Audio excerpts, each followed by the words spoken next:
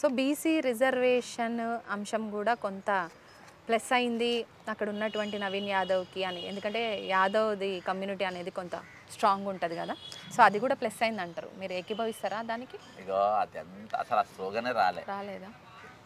ఏదో నా సొంటోడు చెప్పిండు ఆడ కొంతమంది వాళ్ళు. ఇప్పుడు సంఘాల పైన దుకాణం నడిపేటోళ్ళు దాన్ని వాడుకోవచ్చు, దాన్ని అమ్ముకోనికి మార్కెటింగ్ చేసుకోనికి పనికి వస్తుంది. కానీ ఒరిజినల్గా నేను చెప్పిందానంటే ఈసారి వాళ్ళకు ఎట్లయినా సరే రేవంత్ రెడ్డి బొడ్డి చెప్పాలని నా సొంటోడు కొంత నేను చాలా మంది కన్విన్స్ చేసిన. కోపం ఉందా, ఇది గెలిస్తే మాత్రం ఆడ అవుట్. నీకు మహేష్ కుమార్ గౌడ్ కనవాడాడు నీకు ఎక్కడ ఫీల్డ్లా, నీకు ఎవడు కనవాడాడు. కార్యకర్త స్ట్రాంగ్ వర్క్ చేసిండ్రు, నవీన్ వాళ్ళు గట్టిగా పని చేసిండ్రు. మీనాక్షి నటరాజన్ ఎక్కడ కనవాడకుండా మీకు ఓట్ మ్యాపింగ్ కానీ ఇవి కానీ పర్ఫెక్ట్. నిన్న రేవంత్ రెడ్డి ప్రెస్ మీట్ కొంచెం సంచలన కామెంట్స్ చేసిండు. అంటే ఇక్కడ విజయంతో మేము స్థానిక ఎలక్షన్స్కి పోతాం అన్న ఒక దాని మీద నిర్ణయం తీసుకుంటాం, క్యాబినెట్ సమావేశం కూడా 17 తారీఖు ఏర్పాటు చేస్తాం, ఏదో ఒక నిర్ణయం మంత్రులతో ఇదే నిర్ణయం తీసుకొని మేము స్థానిక ఎలక్షన్స్కి పోతాం. అంటే ఈ గెలుపుతోటే నెక్స్ట్ ఎలక్షన్స్కి పోతాం అనేది ఇక్కడ ధీమా వ్యక్తం చేస్తూ ఇక్కడ గెలుపుని కంప్లీట్గా ఆయన గెలుపుగా తీసుకున్నాడు మరి రేవంత్ రెడ్డి. దానికి అదే అది చెప్తున్నా కదా, పులిని ఎవరు షికారు చేసినా పోయి తుపాకీ పట్టుకొని నిలబడి ఫోటో దిగుడు ఆయనకు అలవాటే కదా. నిన్న మీరు కూడా కలవకుండా కవిత ఒక ట్వీట్ పెట్టి మళ్ళీ డిలీట్ చేసింది. ఆ ట్వీట్ గురించి కూడా మాట్లాడతాం. అయితే ఇప్పుడు రేవంత్ రెడ్డిది ఏమంటారు? ఆయన చెప్పినా కదా, షికారు వేరేళ్ళు చేసిండ్రు, పులిని చంపింది వేరేళ్ళు, గుళ్ళు లేని తుపాకీ పట్టుకొని దాని మీద కాలు పెట్టి ఫోటో దిగినావు, దీన్ని నేనే చంపినా అంటావు. మన అసెంబ్లీ ఎన్నికలు గట్టినే అయినాయి, పార్లమెంట్లో ఇంకా గెలిచే సీట్లు కూడా నువ్వే ఓడగొట్టినావు. కాబట్టి నువ్వు ఈసారి మాత్రము ఢిల్లీ వాళ్ళకు ఏఐసీసీకి నువ్వు దొరికిపోయినావు.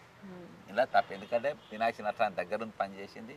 మీనాక్షి నటరాజను రాహుల్ గాంధీకి కళ్ళు చెవులు అన్నీ, కాబట్టి ఆమె నీ బతుక అంతా అలాగే తెలిసిపోయింది.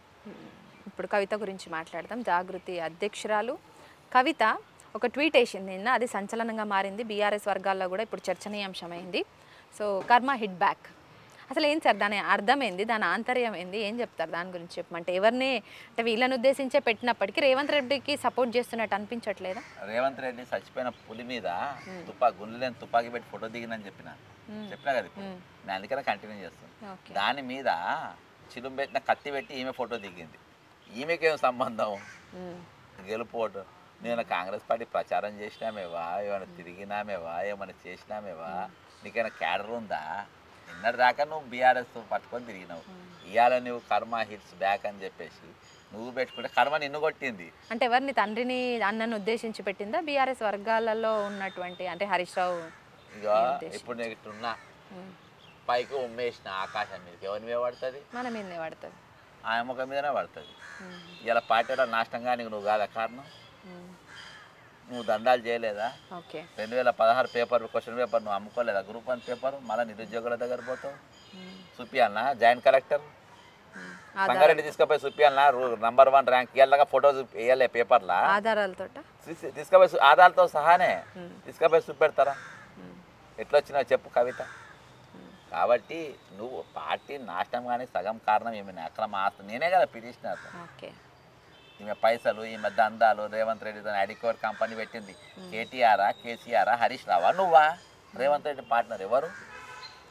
ఫస్ట్ నుంచి అనుకుంటూ వస్తారు మీరు. కొంత అలజడి ఏదో అవుతుంది చూడు బీఆర్ఎస్ లా, ఇది కవిత వల్లనే అవుతుంది అని కూడా చెప్పుకుంటూ వచ్చింది. ఈమెకు ఫుల్ మీల్స్ ప్లేట్ మీల్స్ సరిపోదు, బఫే కావాలి. అర్థమైందా? ఈరోజు బీఆర్ఎస్ భ్రష్టు పట్టడానికి ఈమె ఒక ప్రధానమైన కారణం. అరే నువ్వు రాష్ట్రాన్ని అమ్ముకోరా సారా, ఢిల్లీకి పోయి అమ్ముకుంటావు. మరి పెద్ద సార్ ఎట్లా ఊరుకుంటుంది సార్? కేటీఆర్ తన తండ్రి అరే చేస్తా ఏం చెప్తారు ఇప్పుడు? అందుకనే ఇప్పుడు లోపల ఏం జరిగినా ఇప్పుడు బయటకు వచ్చింది కదా, క్యాన్సర్ వేలింది. అమ్మ నువ్వు రాష్ట్రాన్ని ఏందన్నా అమ్ముకో, రాష్ట్రాన్ని నమ్మింది. ఎవరైనా ఢిల్లీకి పోయి అమ్ముతారా సారా? తిహార్ జైలుకు కేసీఆర్ పోయిందా, కేటీఆర్ పోయిందా, హరీష్ రావు పోయిందా, నువ్వు పోయినావా? ఇవన్నీ ఇట్లుంటే బీజేపీ ఎమ్మెల్యే రాజా సింగ్ ఆయన ఒక సంచలన కామెంట్ చేస్తూ ఒక వీడియో రికార్డ్ చేసి రిలీజ్ చేసుకున్నాడు. 50 ఏళ్ళు తెలంగాణలో అసలు బీజేపీ రానే రాదు హయాంలోకి అనేసి పెట్టాడు. అంటే ఆయన ఆయన ఆయన వీడియో రిలీజ్ చేయడాన్ని ఎట్లా చూస్తారు? కిషన్ రెడ్డిని కొంత సెటరికల్గా మాట్లాడుతూ రిలీజ్ చేసింది కదా సార్, అది కించపరిచినట్టు కాదా? ఇప్పుడు రేపు రాజా సింగ్ ఎమ్మెల్యే రాజీనామా చేసి